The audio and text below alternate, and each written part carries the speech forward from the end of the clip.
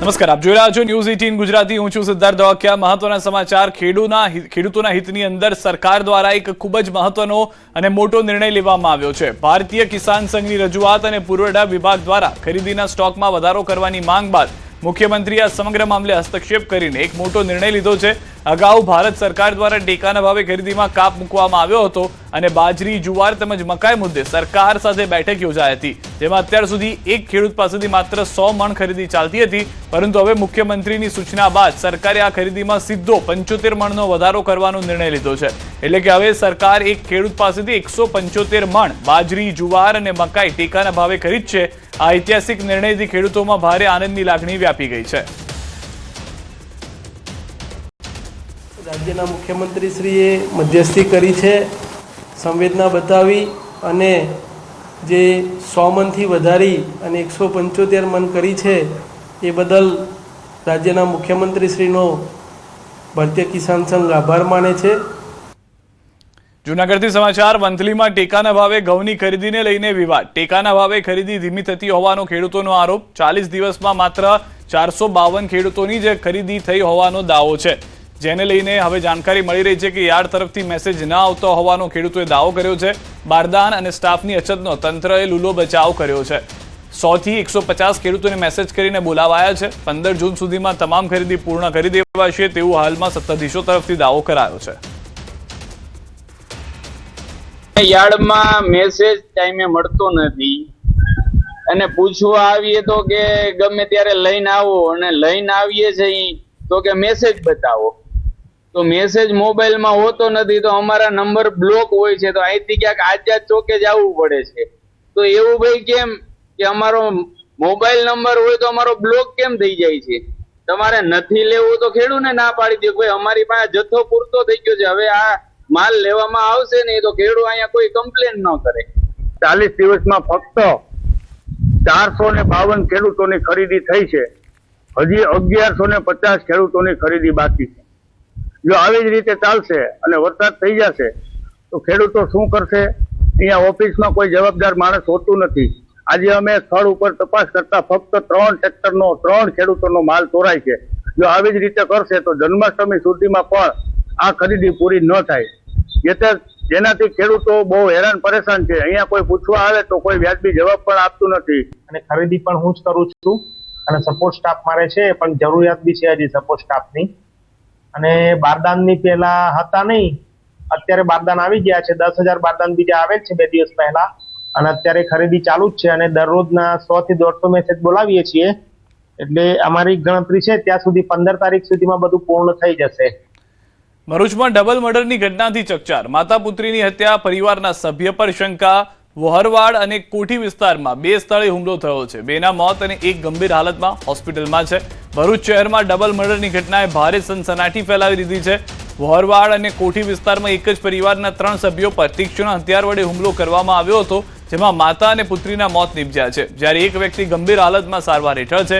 પ્રાપ્ત માહિતી મુજબ જૈનુલભાઈ જનરોલવાલા તેમના વેવાઈ અબ્દુલ હુસેન અને વેવાણને મળવા વહોરવાડ વિસ્તારમાં આવેલા તેમના નિવાસ સ્થાને ગયા. આ દરમિયાન અચાનક હુમલો થતા જૈનુલભાઈ જનોરવાલા અને શહેનાઝબેનને ગંભીર ઈજા પહોંચી હતી. સારવાર દરમિયાન શહેનાઝબેનનું મોત નીપજ્યું છે, જ્યારે જૈનુલભાઈને ગંભીર હાલતમાં હોસ્પિટલમાં ખસેડવામાં આવ્યા હતા. તો રાજ્યમાં કાયદો અને વ્યવસ્થાના જાણે કે લીરા ઉડી ગયા છે. આરોપીઓ મન ફાવે ત્યારે આવે અને હત્યા કરીને ફરાર થઈ જાય છે. છેલ્લા 4 દિવસમાં ડબલ મર્ડરની 3 ઘટના સામે આવતા ચકચાર મચી ગઈ. ભરૂચમાં જે ડબલ મર્ડરની ઘટના સામે આવી, વહોરવાડ અને કોઠી વિસ્તારમાં માતા પુત્રીની હત્યાથી હાહાકાર મચી ગયો. આ તરફ મોરબીના ટંકારામાં ગઈકાલે કાકા અને ભત્રીજાની ઘાતકી હત્યા થઈ હતી. મેઘપર ઝાલા ગામ એક જમીન માપણીના પ્રશ્ને ખૂની ખેલ ખેલાયો હતો. તો થોડા દિવસ પહેલા સુરતના સિંગણપુરમાં ડબલ મર્ડરની ઘટનાથી ચકચાર મચી ગઈ હતી. મોડી રાત્રે ચાની હોટેલે 2 મિત્રો ચા પીવા ગયા હતા. તે દરમિયાન સામાન્ય બાબતે અન્ય યુવકો સાથે ઝઘડો થયો અને તે સમયે ખૂની ખેલ ખેલાઈ ગયો. 10 થી 15 જેટલા યુવકોએ હથિયારો સાથે બંને મિત્રો પર હુમલો કર્યો, જેમાં બંનેના મોત નીપજ્યા. આણંદ પંથકમાં ફૂડ એન્ડ ડ્રગ્સ વિભાગની રેડ. અંબિકા ડેરીમાં એલસીબી ફૂડ એન્ડ ડ્રગ્સની સંયુક્ત રેડ. 400 કિલો શંકાસ્પદ માવો ઝડપાયો. શંકાસ્પદ માવાના સેમ્પલ તપાસ માટે લેવાયા. એફએસએલની મદદથી હાથ ધરાઈ વૈજ્ઞાનિક તપાસ. 400 કિલો માવાનો જથ્થો તંત્રએ સીઝ કર્યો. રિપોર્ટ બાદ જવાબદારો સામે થશે કાર્યવાહી. ભેળસેળની આશંકાએ તંત્ર આવ્યું એક્શનમાં.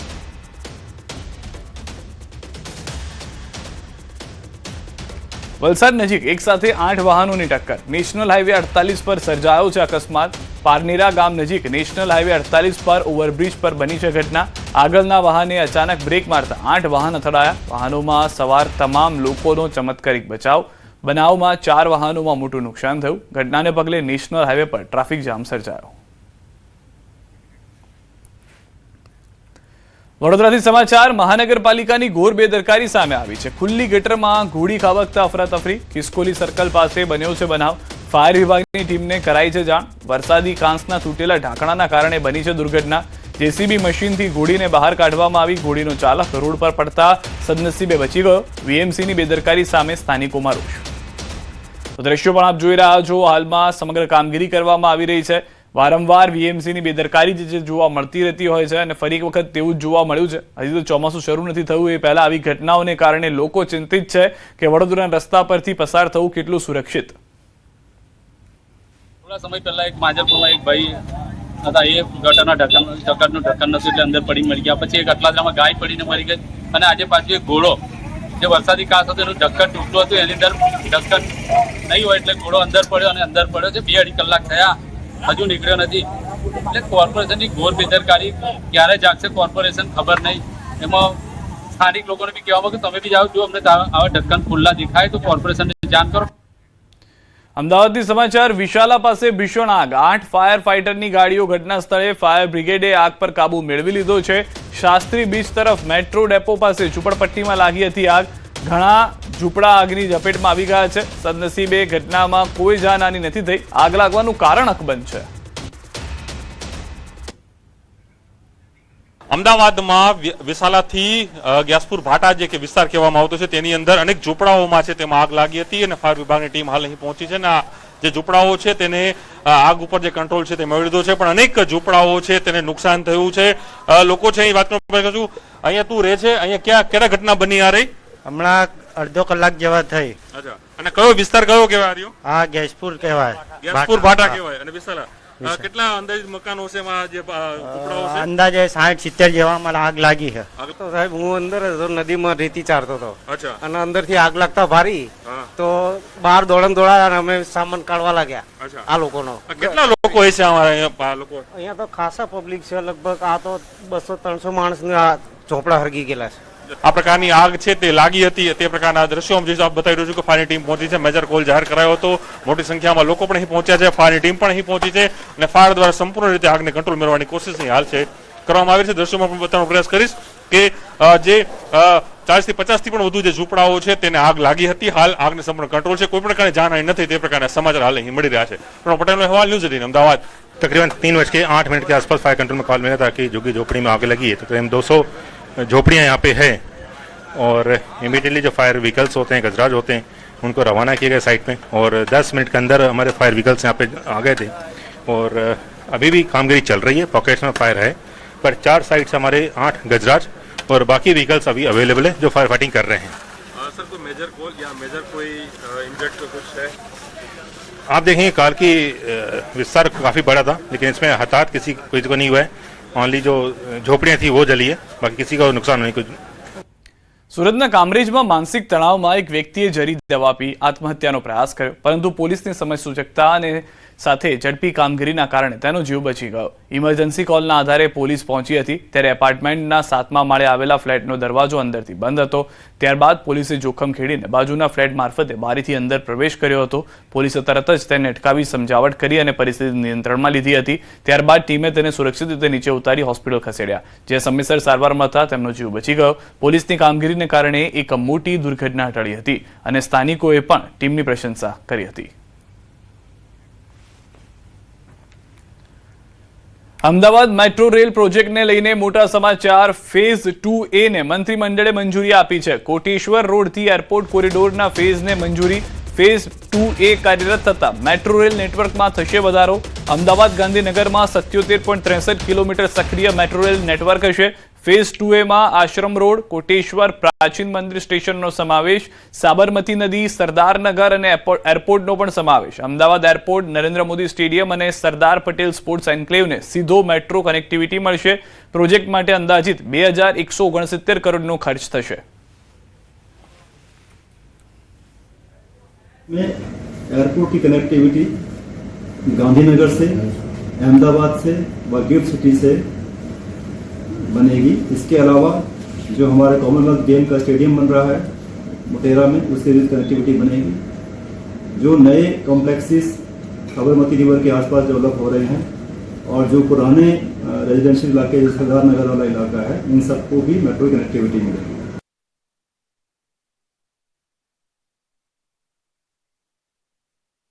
મસ્જિદમાં વિવાદનો એક નવો અને ચોંકાવનારો વળાંક સામે આવ્યો છે. સંત સમાજના મુક્તાનંદ સ્વામીએ એક સનસનાટીપૂર્ણ વિડીયો જાહેર કરીને દાવો કર્યો છે કે મસ્જિદના ભોંયરામાં મૂર્તિઓ આવેલી છે. માર્ચ મહિનામાં શૂટ કરાયેલા વિડીયોમાં ભોંયરાની અંદર એક કોતરણીવાળી શિલા દેખાય છે, જેમાં મૂર્તિઓ જેવી આકૃતિઓ હોવાનો ઉલ્લેખ કરાયો છે. આ સાથે જ સ્વામીએ પરિસરમાં આવેલા કૂવાની વૈજ્ઞાનિક તપાસ કરવાની માંગ પણ કરી છે, જેથી વધુ અવશેષો સામે આવી શકે છે.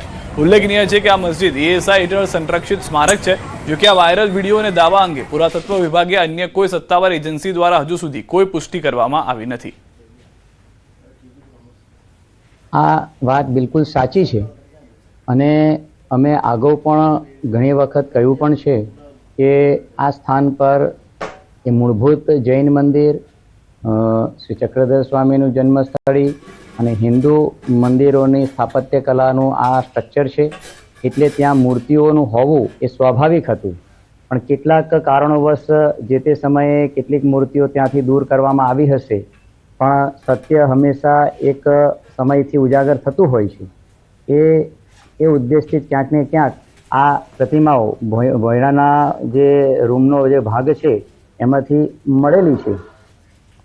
સુરતની સમાચાર. નાસિરનગર ભૂતિયા ડિમોલિશનનો મામલો. તપાસ મામલે 6 અધિકારીઓની કમિટી બનાવાઈ. કમિટી દ્વારા વિવિધ પાસાઓની કરાશે તપાસ.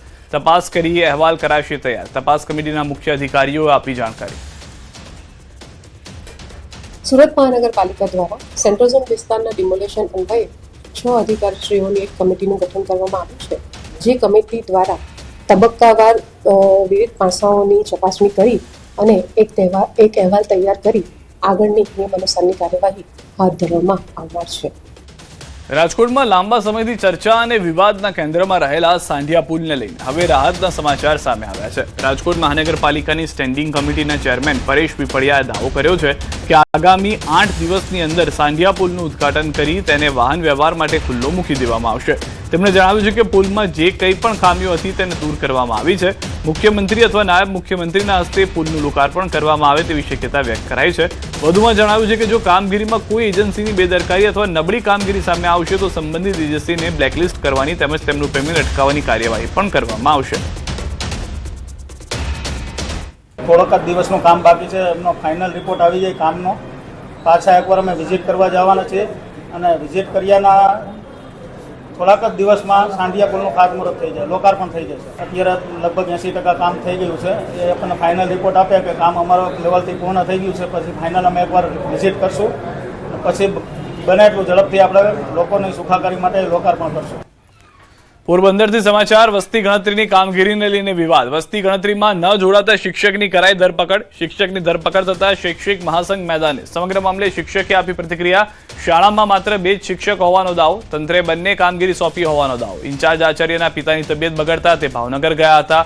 સ્કૂલનું શૈક્ષણિક કાર્ય ન બગડે તે માટે કરી હતી રજૂઆત. શિક્ષકે કામગીરીમાંથી મુક્તિ આપવા કરી હતી રજૂઆત. તંત્રે પહેલા નોટિસ ફટકારી, બાદમાં વોરંટ કાઢ્યું. પોલીસે શિક્ષકની ધરપકડ કરી કચેરીએ બેસાડ્યા. સમગ્ર મામલે શૈક્ષણિક મહાસંઘે કલેક્ટરને કરી રજૂઆત. શૈક્ષણિક મહાસંઘે કામગીરીમાં સહકાર આપવાની ખાતરી આપી. રજૂઆત બાદ શિક્ષકને મુક્ત કરવાની કાર્યવાહી હાથ ધરાઈ. તો વસ્તી ગણતરીની કામગીરીને લઈને શિક્ષકનું નિવેદન. 80 થી 90% વસ્તી ગણતરીની કામગીરીમાં જોડાયા. વિદ્યાર્થીઓના ભણતર પર પણ અસર પડે છે. સરકારી કામો માટે અલગ કેડર ઊભી કરવી જોઈએ. કે અમારી શાળામાં 2 જ શિક્ષકો હોય અને બંને શિક્ષકોનો ઓર્ડર વસ્તી ગણતરીમાં થયેલ છે. આચાર્યનો ચાર્જ મારી પાસે છે, તો શિક્ષણ કાર્યને અને વહીવટી કાર્ય ખોરવાય નહીં એટલા માટે મને સાહેબ એકને મુક્તિ આપો એવી મેં લેખિત રજૂઆત કરેલી. આ બાબત શક્ય નથી અને મેં સાહેબને ટેલિફોનિક જણાવેલું કે સાહેબ મને મુક્તિ આપો તો વધારે સારું. ત્યારબાદ મને કારણદર્શક 2 નોટિસ આપી હતી અને નોટિસનો મેં જવાબ આપ્યો અને ત્યારબાદ આવતીકાલે અમારી સ્કૂલ ચાલુ થઈ અને આજે ધરપકડ વોરંટ ઇસ્યુ થયેલું એ અંતર્ગત હું અહીં હાજર થયો છું. પ્રકરણ એવું છે કે પુનિતભાઈ પંડ્યા કરીને રોડ પ્રાથમિક શાળા માધુપુરના શિક્ષક છે, એમની ધરપકડ પોરબંદરના મામલતદાર શ્રી દ્વારા કરવામાં આવેલ હતી. એ શિક્ષકનો હેડક્વાર્ટર છોડવાનો આદેશ 12 તારીખે થયેલો હતો, 12/5. હકીકતમાં અમારું વેકેશન 3/5 પડી ગયેલું હતું અને ત્યારબાદ તેમને મામલતદાર સાહેબ મારફત 2 વખત નોટિસ મળેલી છે અને શિક્ષક જે છે એ ત્યાં એ શાળામાં 2 જ શિક્ષક છે અને આ શિક્ષક છે એ આચાર્ય હતા. એટલે એની રજૂઆત એવી છે કે આચાર્યને મુક્તિ આપો અને એક શિક્ષક આ કારણ મુક્તિગીરી કરે તો અમારું શૈક્ષણિક કાર્ય પણ ન ખોરવાય. એમ મામલતદાર સાહેબને અમને ટેલિફોનિક એવું કીધું હતું કે આ શિક્ષકને હું જેલ ભેરો કરવાનો છે. એટલે અમે કલેક્ટર સાહેબને મળવા અને કલેક્ટર સાહેબે હકારાત્મક રિસ્પોન્સ અમને આપ્યો છે અને કીધું છે કે આપણે ધરપકડનું બધું રદ કરીએ છીએ, પણ શિક્ષકને કહેજો કે તમે રાજી ખુશી થઈને કામ કરી લે. જાણવા મળ્યું એવું છે કે એમનો ગણતરીદાર તરીકે હુકમ થયેલો હતો, પણ જે તે સમયે કંઈક વેકેશનના કારણે પોરબંદર ખાતે હાજર ન હોવાથી ટ્રેનિંગમાં હાજર રહ્યા નહોતા. ત્યારે મામલતદાર ફરીથી પણ એમને નોટિસ આપીને વસ્તીગણતરીની કામગીરી સંભાળી લેવાય તો પણ એમની દર વખતે લેખિતમાં રજૂઆત એવી રહેતી હતી કે હું આચાર્ય હોવાથી અને શાળામાં બંને શિક્ષકો અને વસ્તી ગણતરી હોવાથી મને મુક્તિ આપવા વિનંતી છે. મામલતદારશ્રીનું વર્જન એવું છે કે વસ્તી ગણતરીની કામગીરીમાં ગણતરીદારો માટેના આખરી હુકમ થઈ ગયા છે, હવે નવા ગણતરીદારને નિમણૂક આપી શક્ય નથી. એટલે એમને વારંવાર કહેવા છતાં એમણે વસ્તી ગણતરીની કામગીરી હાથ ધરી ન હોવાથી એમને ના છૂટકે આ કામગીરી ઝડપથી સમય દરમિયાન પૂર્ણ થાય એના માટે અમારે આ પગલું ભરવું પડે છે. હવે અત્યારે 80 થી 90% શિક્ષકોને વસ્તી ગણતરીમાં ઓર્ડર કર્યા છે, બરાબર. મારી સ્કૂલમાંથી જોઉં તો 12 શિક્ષકોના ઓર્ડર છે. અમે 3 શિક્ષકો, મારે 500 બાળકો સંખ્યા છે, તો 3 શિક્ષકો કઈ રીતે એ સંભાળી શકીએ? તો ખરેખર સરકારે જો આવી કામગીરી રાષ્ટ્રીય કામગીરી છે કે જે વારે વારે કરવી જ પડે છે, તો ખરેખર એક અલગ કેડર ઊભી કરવી જોઈએ કે થર્ડ પાર્ટીને આમાં બીજા ઘણા બધા એવા વ્યક્તિઓ છે બેકાર કે જેને કામ કરવું છે, બરાબર, એને પણ પૈસા મળે અને આવી કેડર જો સરકાર ઊભી કરે તો એવા વ્યક્તિઓને કામ આપી અને આ કામગીરી ખૂબ સારી રીતે કરી શકાય છે, જેથી કરીને જે અમારે બાળકોને ભણાવવાનું મુખ્ય કામ છે એ વ્યવસ્થિત થાય. ફક્ત 15,000 રૂપિયા માટે વિદ્યાર્થીનું વર્ષ બગાડી નાખ્યું. જી હા, આ ઘટના મહીસાગર જિલ્લાની છે, જ્યાં જનની વિદ્યાલયના સંચાલકોએ બાકી રહેલી 15,000 રૂપિયાની ફી માટે એલસી ન આપ્યું અને વિદ્યાર્થીનું વર્ષ બગડ્યું. બાળક ધોરણ 10નો વિદ્યાર્થી હતો. 2025માં તેણે 62% સાથે બોર્ડની પરીક્ષા પાસ પણ કરી, પરંતુ એલસીના અભાવે આગળ ભણી ન શક્યો. બાળકના માતા ગંભીર બીમારીમાં સપડાયા હોવાથી પરિવારની સ્થિતિ ખૂબ નબળી છે. તેમ છતાં બાળકના પિતાએ વાર્ષિક 65,000માંથી 50,000 રૂપિયા ફી ભરેલી છે. બાકીની ફી હપ્તાથી ભરવાની કબૂલાત બાદ પણ શાળા સંચાલકોને દયા આવી ન હતી અને બાળકના ભવિષ્ય સાથે રમત રમી હતી. નિયમ મુજબ ફી માટે કોઈનું એલસી રોકી શકાય નહીં, જેને લઈને જિલ્લા પંચાયતના કોંગ્રેસ સભ્યએ શિક્ષણ અધિકારીને રજૂઆત કરી હતી. શાળાના આચાર્યના વાયરલ થયેલા ઓડિયો અને રજૂઆતને પગલે શિક્ષણ અધિકારીએ તપાસના આદેશ આપ્યા છે. હા સાહેબ, ભરત બોલો. કુરેટા. હા બોલો. સર્ટી નું કઈક કરો ને હવે. અમે શું કરીએ? પણ હવે સર 15,000 રૂપિયાની તો વાત છે ને ઘણા વખતે સોરું નથી આવેલું ને એવું તેવું હોય તો તમે એટલું રિક્વેસ્ટ કર્યું ના, કશું નહીં કરીએ અમે. હો ને, જે બાકી એ ભરવું જ પડે તો જ સર્ટી મળે. હે, જે બાકી હોય એ ભરવું પડે તો જ મળે. જે પરીક્ષામાં બેસવા દેવાની બોર્ડની પરીક્ષામાં ના પાડતા ત્યારે મેં જ્યાં ત્યાંથી કરી અને મહેનત મજૂરી કરી અને 50,000 રૂપિયા એ લોકોને ભર્યા. ત્યારે અમને જ્યારે બોર્ડની પરીક્ષા અપાવી અને બોર્ડની પરીક્ષા આપ્યા બાદ જ્યારે 15,000 રૂપિયા બાકી હતા ત્યારે 15,000 રૂપિયા માટે મારા છોકરાને એલસી ના આપી. ત્યારથી 1 વર્ષથી મારા છોકરાનું વર્ષ બગડ્યું છે અને મારો છોકરો ઘરે બેઠો મહેનત કરે છે. મારા ઘરમાં એક કેન્સરની બીમારી છે અને ખાલી 15,000 માટે જો છોકરાનો 1 વર્ષ બગાડી દેવામાં આવ્યું તો એ સ્કૂલ જનની વિદ્યાલયના મેનેજમેન્ટને પણ કહેવા માગું છું કે તમે 1 વર્ષ એનું ભરપાઈ કરી શકશો. સાથે સાથે મેં આજે ડીઓ સાહેબને પણ રજૂઆત કરી છે કે આ છોકરાને યોગ્ય ન્યાય મળે અને કડક કાર્યવાહી થાય અને સાચી દિશામાં થાય. અને જિલ્લામાં આવા પણ બીજા કેટલા બાળકો છે. પાટણમાં વિદ્યાર્થી સંગઠન એબીવીપીના ઉગ્ર આંદોલનનો મોટો વિજય થયો છે. એચએનજીયુ દ્વારા ચાલુ વર્ષે કરવામાં આવેલો 15% ફી વધારો આખરે પાછો ખેંચવાની ફરજ પડી છે. એબીવીપીના આક્રમક વિરોધ પ્રદર્શનને પગલે વાઇસ ચાન્સેલરે તાત્કાલિક ઇમરજન્સી મીટિંગ બોલાવી, જેમાં લાંબી ચર્ચા બાદ ફી વધારો પાછો ખેંચવાનો મોટો નિર્ણય લેવાયો છે. આ નિર્ણયથી સામાન્ય અને મધ્યમ વર્ગના વિદ્યાર્થીઓને મોટી રાહત મળશે. ફી વધારો રદ થતાં જ વિદ્યાર્થી સંગઠને ફટાકડા ફોડી અને વિજય ઉત્સવ મનાવ્યો હતો.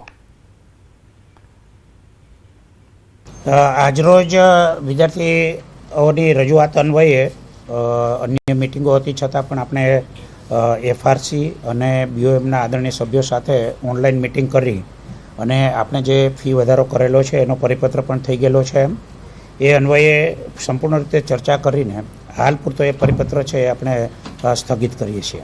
આપ સૌના ધ્યાનમાં છે કે સવારના 11 વાગ્યાના વિદ્યાર્થીઓ જે અહીંયા ધરણા પ્રદર્શન ઉપર ઉતર્યા હતા કે જે ફી ઘટાડો કરવાનો જે વિષય હતો તેનો આજે વિજય થયો છે ને જે પરિક્રમાંક જે હતું 105 નંબરનું એ વીસી સાહેબ દ્વારા અને પ્રશાસન દ્વારા પાછું ખેંચી લેવામાં આવ્યું છે. એટલા ખુશ છે બધા કાર્યકર્તા, ખૂબ ઉત્સાહ છે. જે છેવાડાના ગામના વિદ્યાર્થીઓ જે પણ અહીંયા આવ્યા છે આંદોલનની અંદર, એમની રજૂઆત જે હતી, જે આશા સાથે આવ્યા હતા, એ આશા વિદ્યાર્થી પરિષદે આજે પૂરી પાડી છે.